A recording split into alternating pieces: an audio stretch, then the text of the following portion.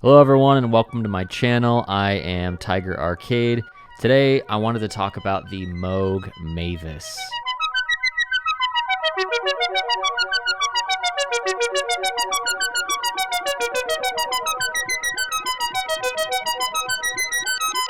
So the Moog Mavis is a semi-modular, monophonic, analog synthesizer. The Moog Mavis is a quite stripped down synthesizer. It's budget friendly, however, it actually offers a lot, especially if you're someone who enjoys experimenting, exploring. You know, if you're a curious individual, you're gonna love this right out of the box because it's expandable. You can play it with other instruments. You can remove it from its case, put it inside of your Eurorack case.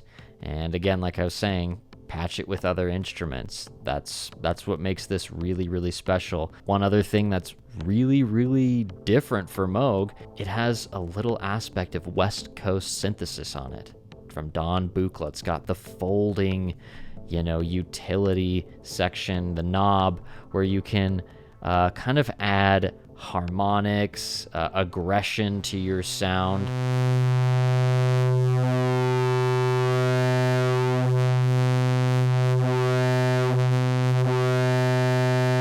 The Moog Mavis has some unique features that are uncommon in other Moog semi-modulars, such as crossfading knobs.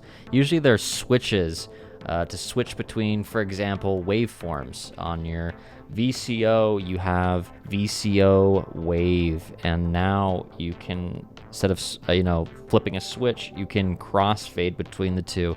There's just so much more that offers, having that ability to crossfade. I love that. They do that in many other aspects as well on here that is going to give people a lot more exploration and experimentation while using this synthesizer.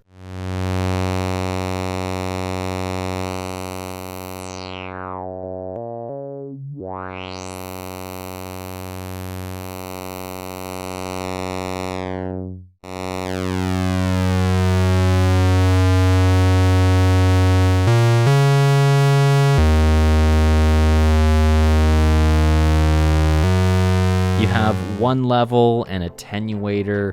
The one level and attenuator, I would look at those as like voltage strength knobs. One can decrease, one can increase the strength of whatever you patch into it. Those ones don't do anything unless you patch into it. Same for fold.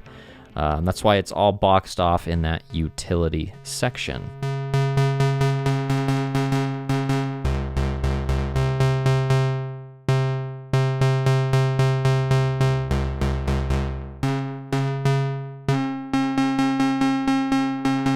There's just endless possibilities here, and I own, most of the Moog semi-modulars minus the grandmother, and so I always held off on getting this one because I already had the Werkstatt, and I was like, well, why would I want this? I eventually caved, with everything that's going on at Moog, and if you're not aware, quick, super generic recap. Moog used to be employee-owned. They had a factory where they would assemble everything in-house in Asheville, North Carolina. And eventually, after COVID, a lot of companies are kind of under financial burdens and pressure. And so they basically sold the company. They're still all there at the headquarters, but they were acquired by a large parent company in music. And so they lost the employee-owned aspect to it.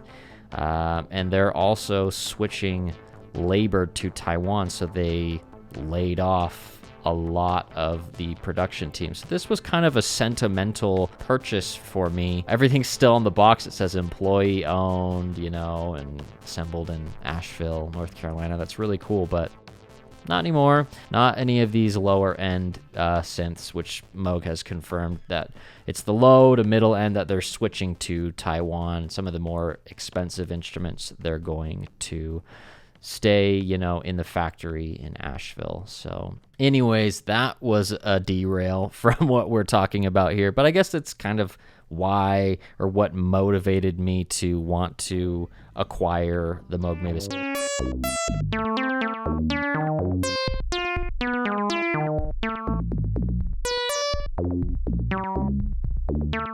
This thing is currently going for, I think, $300. Some might say, well, it's marked down $50. No one's selling it at $350 anymore, so don't let that deceive you. I don't know how else to put that. I did not get mine for that price. I found it as an open box, and I got it, around, with taxes and everything, it was around $250 US. That was more within my range, honestly, because when I looked at how much the Werkstatt was compared to this, I was like, okay, I mean, I'm not convinced enough to fork out that much for just a few additional features, but that's why I got it on sale. And if you guys can find it on sale, I would totally recommend that too. If you want to have it be your first budget, affordable, I should say, Moog synthesizer, then totally, because there is a very distinct sound that comes with Moog. This is going to be kind of a legacy piece because, like I said, it's one of the last ones, or no, it's the last model, created by Moog before, everything kind of changed. In conclusion, is it right for you? That's obviously always a very personal decision. If you're scared of modular, this could be a good gateway for you since it is semi-modular, and again, you don't have to patch it to play it.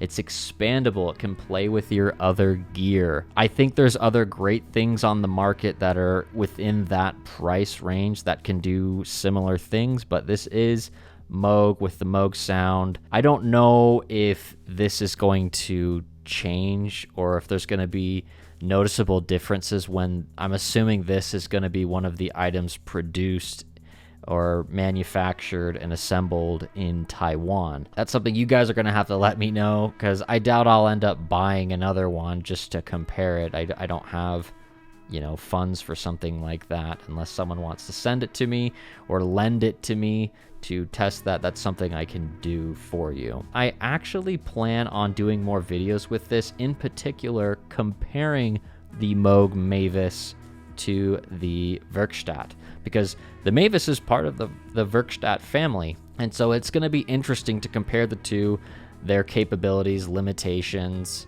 and the oscillators within them and how they sound. I'm excited to do that, and so yeah. Anyways, thanks so much for watching, you guys. Love to know what you think about it. We'll catch y'all next time. Don't forget to hit that like button if you enjoyed this video. Subscribe if you haven't already. Peace.